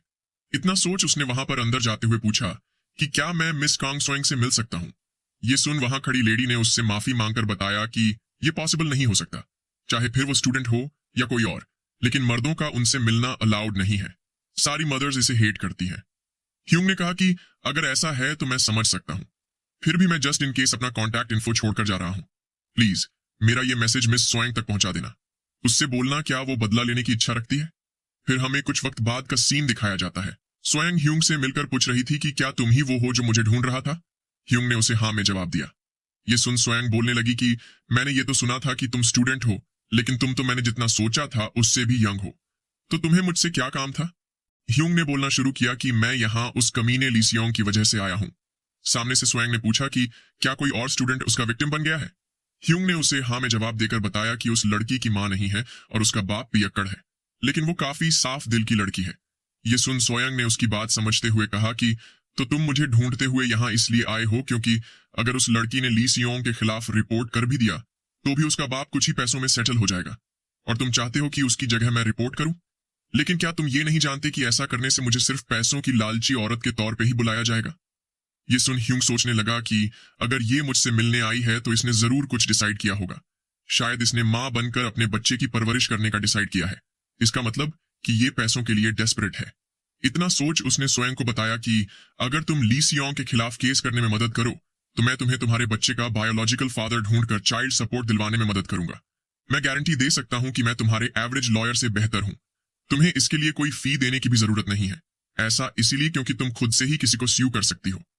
ये सुन स्वयं बोलने लगी कि लेकिन मुझे तो लगा था कि ऐसा करना कानून के खिलाफ है। दरअसल लॉयर्स आपको बताएंगे नहीं, लेकिन आप लोग सिविल केस में खुद को लीगली रिप्रेजेंट कर सकते हैं। हालांकि ये आसान बिल्कुल भी नहीं है। डॉक्यूमेंट से लेकर कंप्लेंट फाइल करना, आंसर रिसीव करना, एविडेंस इकट्ठा करना, ब्रीफ लिखना एंड और भी बहुत कुछ। ऐसी बहुत सारी चीजें इसे काफी मुश्किल बनाती है।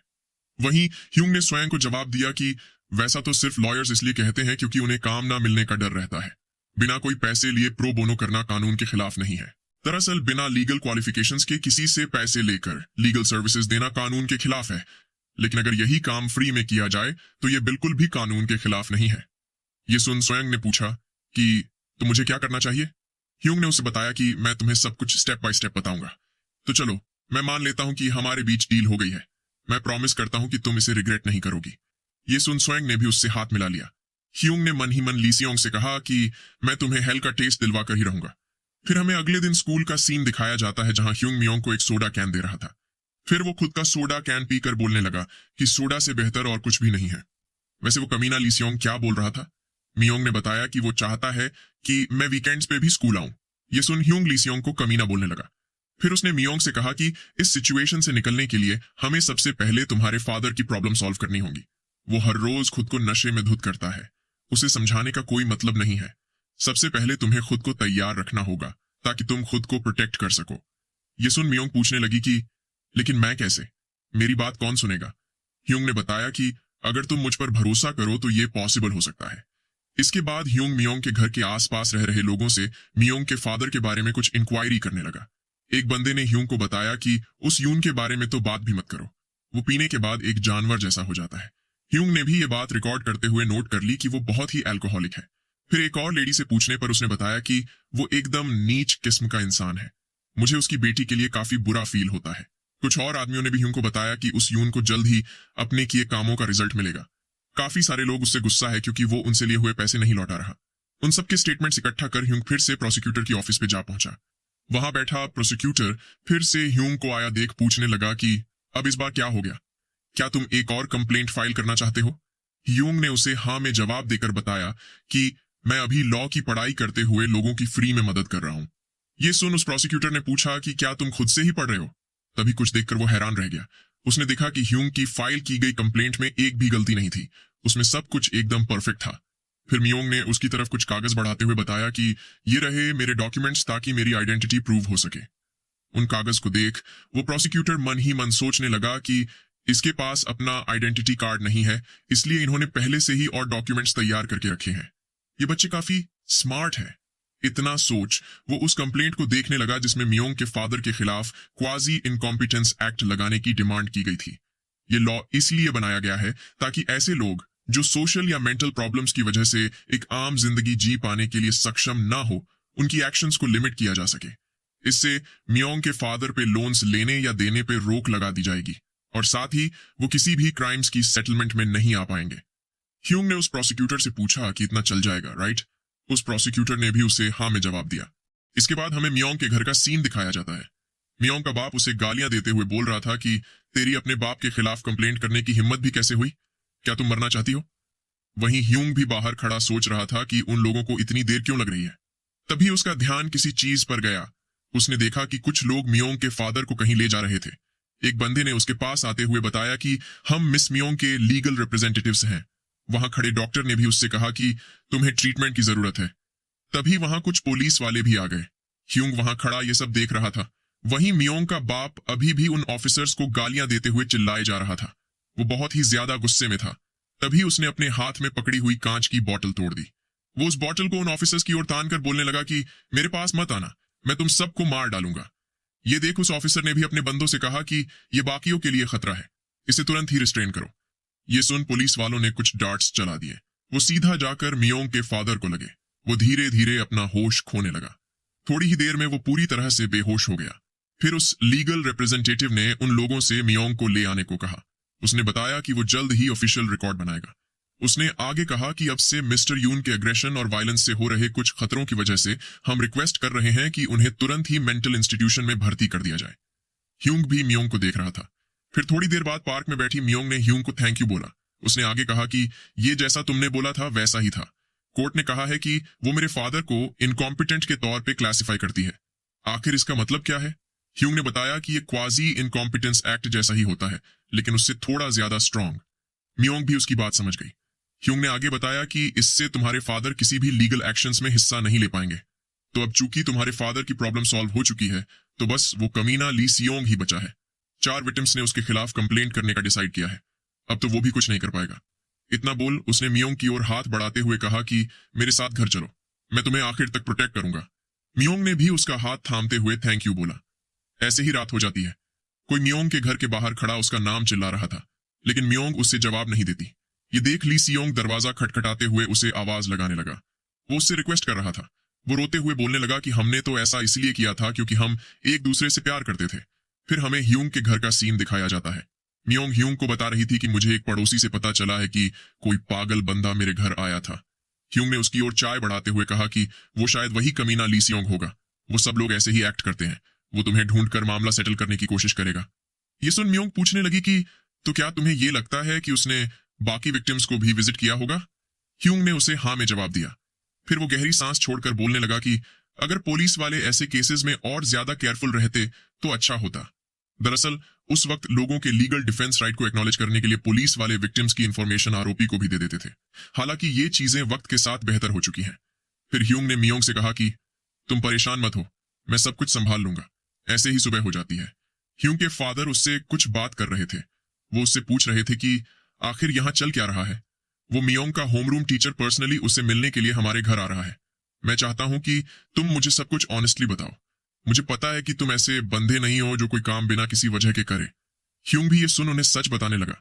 मियोंग का पूरा मामला जानकर ह्यूंग के फादर ने गुस्से के मारे टेबल पे अपना हाथ पछाड़ दिया।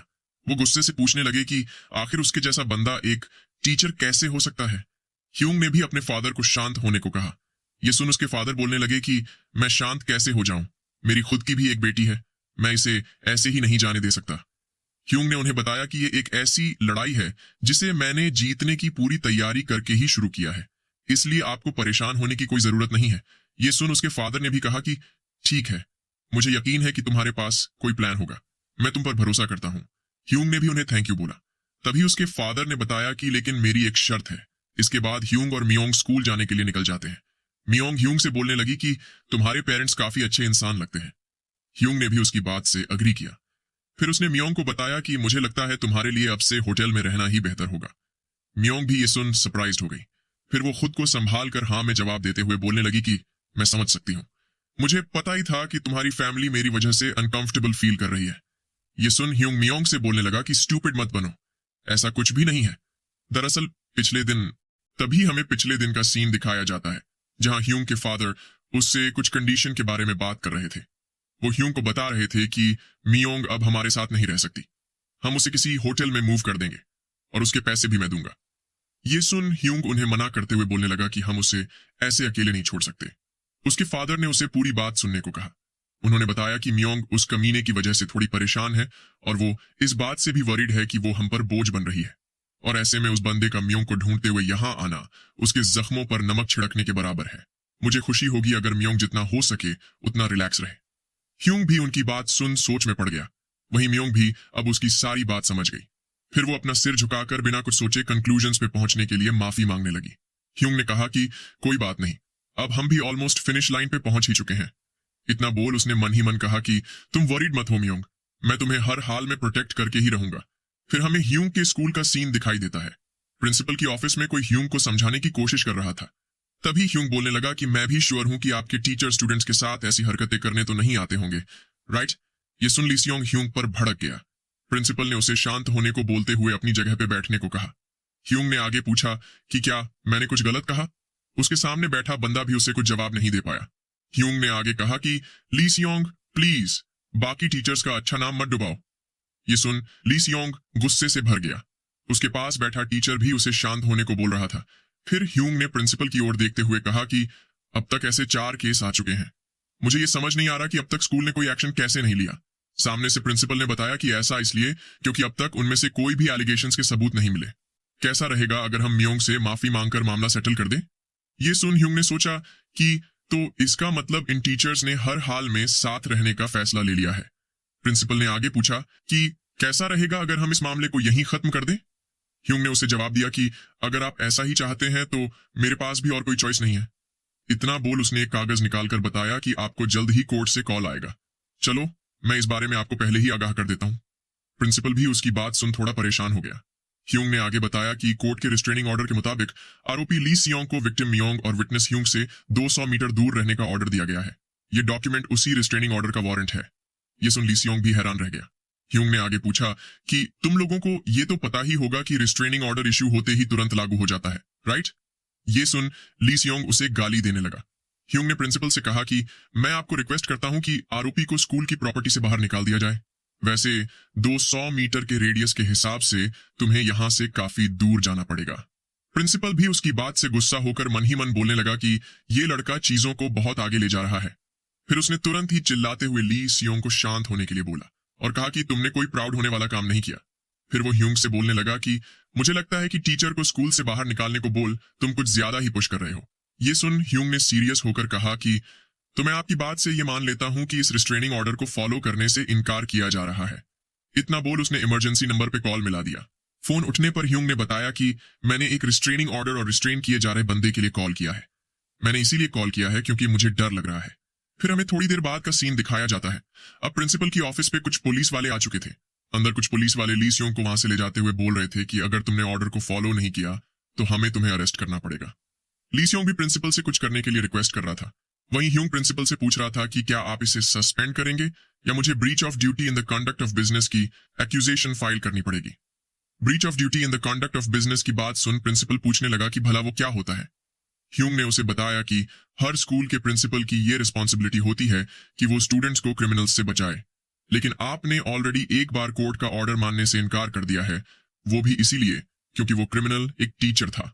अगर आपने उसे सस्पेंड नहीं किया तो मैं officially breach of duty in the conduct of business का एक्यूजेशन फाइल करूंगा और साथ ही मैं स्कूल डिस्ट्रिक्ट में ये भी सिविल कंप्लेंट करूंगा कि आपने एक क्रिमिनल का साथ देने की कोशिश की है। अब चॉइस आपके हाथों में है, रिजल्ट चाहे जो भी हो उसके जिम्मेदार पूरी तरह से आप ही होंगे। प्रिंसिपल ने भी अब उससे हार मानते हुए कहा कि मैं तुम जो चाहो वही करूंगा। अब से ली सियोंग सस्पेंड हो चुका है। फिर हमें थोड़ी देर बाद का सीन दिखाया जाता है। ह्यूंग मियोंग से पूछ रहा था कि क्या इन दिनों तुम ठीक तो हो ना। मियोंग ने मुस्कुराकर उसे हाँ में जवाब देते हुए बताया कि ये सब कुछ तुम्हारी वजह से ही है, इसलिए थैंक यू, लेकिन ऐसा लगता है कि टीचर्स मेरी वजह से तुम्हें हेट करने लगे हैं। क्या तुम ठीक तो रहोगे ना? ये सुन ह्यूंग मुंह बनाकर बोलने लगा कि मुझे इससे कोई फर्क नहीं पड़ता, मुझे वैसे टीचर्स से किसी भी तरह की उम्मीद नहीं है। मियोंग ने भी हंसते हुए उसकी बात से अग्री किया। फिर उसने ह्यूंग को बताया कि थैंकफुली मेरे एक दूर के रिश्तेदार ने मुझे अपने साथ रखने का डिसाइड किया है, इसलिए लगता है कि मैं यहां से मूव कर जाऊंगी। ये सुन ह्यूंग ने कहा कि ये तो काफी अच्छी बात है, लगता है कि वो काफी अच्छे लोग हैं। तुम जहां भी जाओ लेकिन मुझे मत भूलना। ऐसे ही कुछ वक्त बीत जाता है और हमें पुलिस स्टेशन का सीन दिखाया जाता है। वहां बैठे पुलिस वाले ने मियोंग और स्वयं को बैठने के लिए बोला। फिर वो ह्यूंग को देख बोलने लगा कि अब ये कौन है। ह्यूंग ने बताया कि मैं इसका दोस्त और एक विटनेस हूं। उसकी बात सुन पुलिस वाला बोलने लगा कि अच्छा, तो तुम ही वो बंदे हो, तुम अभी घर जा सकते हो क्योंकि अभी तुम्हारी गवाही देने का दिन नहीं है। ये सुन ह्यूंग ने परेशान होकर सोचा कि इसका एटीट्यूड और सिचुएशन देख मैं अंदाजा लगा सकता हूं कि इन्होंने ऑलरेडी रिश्वत ले ली है। तभी वो पुलिस वाला मियोंग और स्वयं से पूछने लगा कि क्या तुम लोगों ने वैसे काम इसलिए किए थे क्योंकि ली सियोंग ने तुम्हें वैसा करने के लिए सजेस्ट किया था? ये सुन मियोंग और स्वयं दोनों ही सरप्राइज्ड हो गए। उस बंदे ने आगे पूछा कि या क्या ली सियोंग ने तुम्हें किसी तरह के चाकू से धमकी दी थी? जवाब दो। उसके सवाल सुन स्वयं और मियोंग दोनों ही कुछ नहीं बोल पाए। ये देख उस बंदे ने कहा कि ठीक है, तो इसका मतलब कि तुमने वैसा इसीलिए किया था क्योंकि आरोपी ने तुमसे रिक्वेस्ट की थी। तभी ह्यूंग ने उसे रुकने को बोला। ये देख वो बंदा पूछने लगा कि अब क्या हुआ, तुम इंटरप्ट क्यों कर रहे हो? तभी ह्यूंग ने टेबल पे हाथ रखते हुए पूछा कि ऐसे केसेस को हैंडल करने के लिए कुछ गाइडलाइंस हैं, राइट? लगता है तुम उसके बारे में भूल गए हो, इसलिए मैं तुम्हें याद दिला देता हूं। सबसे पहला ये कि इंटरोगेशन करते वक्त विक्टिम के साथ किए गए कामों का एक्सप्लिसिट डिस्क्रिप्शंस देना फॉरबिडन है। दूसरा ये कि अगर विक्टिम अंडरएज हो तो उसके पास एक फीमेल इंटरोगेटिंग ऑफिसर की रिक्वेस्ट करने का हक है। साथ ही बच्चों को ट्रॉमेटिक एक्सपीरियंस से बचाने के लिए चाइल्ड साइकोलॉजिस्ट का होना जरूरी है। ये सुन वो बंदा भूलने का नाटक कर बोलने लगा कि लगता है मैं उस बारे में भूल गया था, मैं कुछ चीजों में काफी बिजी हूं। तभी सामने से सोएंग ने कहा कि मैं एक फीमेल ऑफिसर की रिक्वेस्ट करती हूं। मियोंग ने भी एक चाइल्ड साइकोलॉजिस्ट के होने की रिक्वेस्ट की। फिर हमें कुछ वक्त बाद का सीन दिखाया जाता है। अब सोएंग और मियोंग को विमेन यूथ काउंसलिंग ऑफिस में बिठाया गया था। फिर वहां बैठी उस लेडी ऑफिसर ने कहा कि मैं रिक्वेस्ट करना चाहती हूं कि स्टूडेंट ह्यूंग ऑफिस के बाहर इंतजार करे। तभी सामने बैठा ह्यूंग बोलने लगा कि मैं समझ सकता हूं, लेकिन उससे पहले मैं ये पूछना चाहता हूं कि क्या ये एक इंटेरोगेशन है या एक इन्वेस्टिगेशन? ये सुन वो लेडी ऑफिसर ने पूछा कि तुम कहना क्या चाहते हो? ह्यूंग ने बताया कि अगर ये एक सिंपल विक्टिम इन्वेस्टिगेशन है तो मैं यहां से बाहर जाने के लिए ऑब्लिगेटेड नहीं हूं। ये विक्टिम की चॉइस होती है कि वो अपनी मेंटल स्टेबिलिटी के लिए जिस भी पर्सन के साथ कंफर्टेबल फील करती हो उन्हें अपने साथ रखे। ये सुन मियोंग ने तुरंत ही कहा कि मैं ह्यूंग के साथ रहना चाहती हूं। सोएंग ने भी कहा कि मुझे ह्यूंग के पास होने से ज्यादा रिलैक्स और कंफर्टेबल फील होता है। ये सुन वो लेडी ऑफिसर चिढ़ गई। तभी ह्यूंग ने कुछ नोटिस किया। उसने उस लेडी ऑफिसर के बैच पे उसका नाम यून सियोक सून देखा। वो सोचने लगा कि ये नाम काफी जाना पहचाना सा लग रहा है। इतना सोच उसने खड़े होकर कहा कि मैं थोड़ी देर बाथरूम यूज करने जा रहा हूं। इतना बोल वो बाहर जाकर सोचने लगा कि आखिर ये नाम मैंने कहां सुना था, मुझे पक्का यकीन है कि ये नाम मैंने पहले भी कहीं देखा हुआ है। इतना बोल वो दिमाग पे जोर डाल के उसे याद करने की कोशिश करने लगा। तभी कुछ याद कर वो चौंक गया। उसने तुरंत ही वापस उस रूम में जाते हुए कहा कि मुझे इससे ऑब्जेक्शन है। ये देख, उस लेडी ने गुस्सा होते हुए उसे बताया कि तुम यहां ऐसे हल्ला नहीं मचा सकते। लेकिन ह्यूंग ने उसकी बात इग्नोर कर कहा कि तुम इस केस को हैंडल करने के लिए क्वालिफाइड नहीं हो। फिर उसने वहां बैठी इन्वेस्टिगेटर को आवाज लगाई। उसने उसकी ओर एक कागज बढ़ाते हुए कहा कि बैकग्राउंड इंफॉर्मेशन के आधार पे मैं इस केस की इंचार्ज को चेंज करने की रिक्वेस्ट करता हूं। ये सुन वो लेडी ऑफिसर पूछने लगी कि तुम अचानक से ऐसा क्यों कर रहे हो, आखिर तुम्हारी वजह क्या है?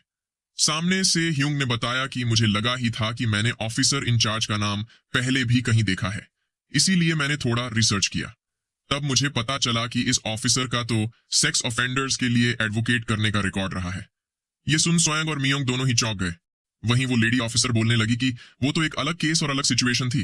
ह्यूंग ने कहा कि सिर्फ उस केस के अलग होने से तुम्हारे कहे शब्द नहीं बदल जाते। तभी हमें पास्ट का सीन दिखाया जाता है जहां वो लेडी ऑफिसर एक विक्टिम लड़की को देख बोल रही थी कि वो उसके साथ ऐसा होना डिजर्व करती थी। इन दिनों बच्चे बहुत ही अनोइंग होते हैं। वहीं प्रेजेंट में ह्यूंग उसे बता रहा था कि मैंने तुम्हारे किसी केस के रिलेटिंग एक न्यूज़पेपर को दिए गए इंटरव्यू को देखा और उसमें तुमने विक्टिम के बारे में कुछ ऐसा कहा था कि वो अपने साथ वैसा होना डिजर्व करती थी। आखिर कोई सेक्सुअल ऑफेंस केसेस का ऑफिसर इंचार्ज ऐसा कैसे बोल सकता है? वहां बैठी इन्वेस्टिगेटर ने भी ह्यूंग की बात सुन कहा कि इस लेडी ऑफिसर के यहां होने से उसकी पूर्व धारणा की इस केस में इंटरफियर करने की पॉसिबिलिटी है, इसीलिए मैं इस केस के लिए एक अलग ऑफिसर को इंचार्ज बनाने की रिक्वेस्ट करती हूं। ये सुन वो लेडी ऑफिसर वहां से निकल गई। फिर थोड़ी देर बाद वहां एक और ऑफिसर आ गई। इन्वेस्टिगेटर ने भी इन्वेस्टिगेशन फिर से शुरू करने को कहा। तभी ह्यूंग ने स्वयं से कहा कि अब से इस पूरे सेशन को अपने फोन पे रिकॉर्ड करना। इतना बोल उसने वहां बैठी ऑफिसर से पूछा कि अगर विक्टिम सेशन को रिकॉर्ड करे तो ये इलीगल नहीं है, राइट? उस ऑफिसर ने भी ह्यूंग की बात से अग्री किया। तभी वहां बैठी इन्वेस्टिगेटर मुस्कुराते हुए स्वयं से बोलने लगी कि तुम्हें जरूर अपने भाई पे काफी प्राउड फील होता होगा, वो वाकई में एक स्मार्ट लड़का है। सोयंग ने भी मुस्कुराकर बताया कि ये ऐसा है जैसे मेरा खुद का कोई लॉयर हो। ऐसे ही थोड़ी देर बाद इन्वेस्टिगेशन खत्म हो जाती है और सोयंग ह्यूंग से हाथ मिलाकर थैंक यू बोल रही होती है। वो ह्यूंग से बोल रही थी कि अगर तुम ना होते तो हम काफी बड़ी मुसीबत में फंस जाते। ह्यूंग ने मुस्कुराकर कहा कि मैं भी तुम्हें हार ना मानने के लिए थैंक यू बोलना चाहता हूं। वैसे हमें कुछ और चीज से भी डील करना है। वहीं हमें ली सियोंग दिखाई देता है जो फोन पे बात करते हुए रिक्वेस्ट कर रहा था कि प्लीज मैं तुम्हें तुम जितना चाहो उतने पैसे दूंगा, प्लीज मुझे बख्श दो, तुम मेरे लॉयर हो, अगर ऐसा ही चलता रहा तो मुझे समाज से बेदखल कर दिया जाएगा। इतना बोल वो रोने लगा। दरअसल कोरिया में विक्टिम्स को क्रिमिनल ट्रायल्स में पार्टिसिपेट करना अलाउड नहीं होता। हालांकि आरोपी खुद को डिफेंड करने के लिए लॉयर रख सकता है, लेकिन विक्टिम को प्रोसिक्यूटर रिप्रेजेंट करता है। ऐसे में अगर आरोपी को बहुत ही कम सजा मिले तो भी विक्टिम ज्यादा कुछ नहीं कर सकता, क्योंकि अगर प्रोसिक्यूटर को लगे कि आरोपी को इनफ सजा मिल चुकी है तो वो ट्रायल को कंटिन्यू नहीं करता। फिर हमें कुछ वक्त बाद मियोंग के घर का सीन दिखाया जाता है, जहां एक ट्रक में उसके घर का सामान भरा जा रहा था। वो सामान भरने वाला बंदा बोल रहा था कि हमने सब कुछ लोड कर लिया है, चलो अब चलते हैं। वहीं ह्यूंग मियोंग से बोल रहा था कि ये देखना थोड़ा अजीब है कि कानून विक्टिम की जगह आरोपी को प्रोटेक्ट कर रहा है, लेकिन चूंकि उसने कानून तोड़ा है तो उसे सजा मिलकर ही रहेगी। मियोंग ने भी उसे ठीक है कहा। फिर ह्यूंग ने उससे हाथ मिलाते हुए कहा कि अगर तुम्हारे साथ कुछ भी हो और तुम्हें मेरी मदद चाहिए तो मुझे कॉल कर देना। मियोंग ने भी उसकी बात मान ली। फिर वो ह्यूंग से पूछने लगी कि क्या मैं तुम्हें कुछ बार ऐसे ही कॉल कर सकती हूँ। ह्यूंग ने मुस्कुराते हुए कहा कि जरूर, तुम जब चाहो मुझे कॉल कर सकती हो, मैं इंतजार करूंगा, और तुम भी अब से खुश रहना। तभी मियोंग ने कुछ ऐसा किया जिससे ह्यूंग सरप्राइज्ड रह गया। दरअसल मियोंग ने ह्यूंग के गाल पे किस कर लिया था। इसके बाद वो तुरंत ही भागकर वहां से निकल गई। वो गाड़ी में बैठकर ह्यूंग को देख मन ही मन बोलने लगी कि अगर तुम ना होते तो मैं अभी भी हेल में जी रही होती। Thank you my dear lawyer, मैं तुम्हें कभी भी नहीं भूलूंगी। वहीं ह्यूंग ने भी अपने गाल को छूते हुए मुस्कुराकर सोचा कि अटर्नी के तौर पे मुझे मिली ये पहली फी उतनी भी बुरी नहीं है। तभी किसी ने उसे आवाज लगाई। अपनी बहन को वहां देख ह्यूंग का मुंह खुला का खुला ही रह गया। वहीं यूना उसे देख बोलने लगी कि जरा भाई की शरारतें तो देखो, तुम कुछ ज्यादा ही उछल रहे हो, मैं इस बारे में मां को बताने वाली हूं। ये सुन ह्यूंग ने चिढ़कर उसे कुछ पैसे देते हुए कहा कि अब बंद भी करो। यूना ने शातिर मुस्कान देते हुए कहा कि मेरे शरारती छोटे भाई, तुम्हें मुझे इसका ब्याज भी देना पड़ेगा। उसकी बात सुन ह्यूंग इरिटेट होकर मुंह बनाने लगा। ये देख यूना ने वहां से जाते हुए कहा कि ठीक है, मैं तुम्हें इन $5 में ही छोड़ दूंगी। थैंक यू मेरे भाई।